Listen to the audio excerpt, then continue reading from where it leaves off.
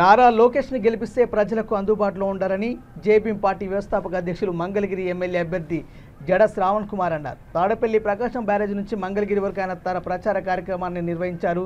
ఈ సందర్భంగా ఆయన మాట్లాడుతూ మురుగుడు లావణ్యకి కనీసం నియోజకవర్గ హద్దులు కూడా తెలియవని, ఇక లోకేష్కు ఓటేస్తే ఎవరికి అందుబాటులో కూడా ఉండాలని అన్నారు.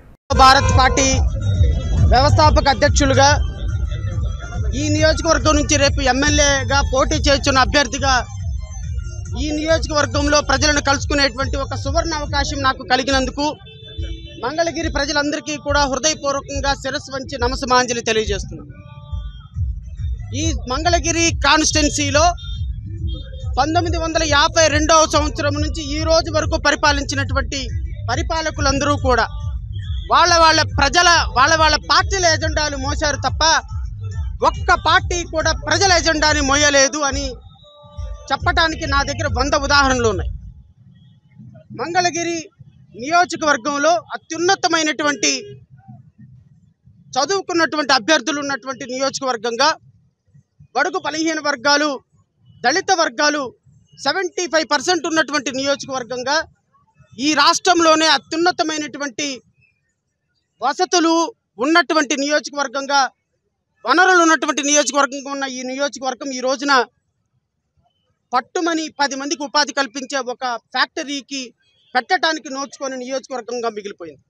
ఇక్కడ ఉన్నటువంటి చేనేత కార్మికులు, ఇక్కడ ఉన్నటువంటి దళిత బిడ్డలు, ఇక్కడ ఉన్నటువంటి ముస్లిం బిడ్డలు, ఇక్కడ ఉన్నటువంటి మైనార్టీ బిడ్డలు, ఇక్కడ ఉన్నటువంటి క్రిస్టియన్లు, ఇక్కడ ఉన్నటువంటి బీసీలు, ఏదో కొద్దిమంది ఉన్నత వర్గాలు తప్ప మిగతా అందరూ కూడా కన్నీళ్లతోటి కాలం గడిపేటి పరిస్థితి ఎంత దురదృష్టకరం ఒక్కసారి ప్రజలందరూ ఆలోచించమని కోరుతున్నారు. 2014 నుంచి 2024 వరకు ఈ మంగళగిరిని పరిపాలించినటువంటి ఎమ్మెల్యేగా ఉన్నటువంటి ఒక వ్యక్తి ఆళ్ల రామకృష్ణారెడ్డి ఏం చేశాడు ఈ నియోజకవర్గానికి అని అడుగుతున్నా.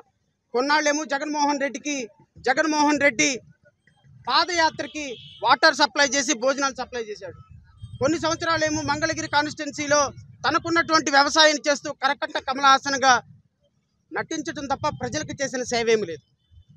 ఈరోజు మంగళగిరి కాన్స్టిట్యున్సీలో 2014 నుంచి 19గా మినిస్టర్గా ఉన్నటువంటి నారా లోకేష్ ఈరోజు ఈ కాన్స్టిట్యున్సీకి ఏం చేశాడో ఆయనకే తెలియదు. మంగళగిరి కాన్స్టిట్యున్సీలో ఉన్నటువంటి సమస్యలుగానే ఉండిపోయినాయి.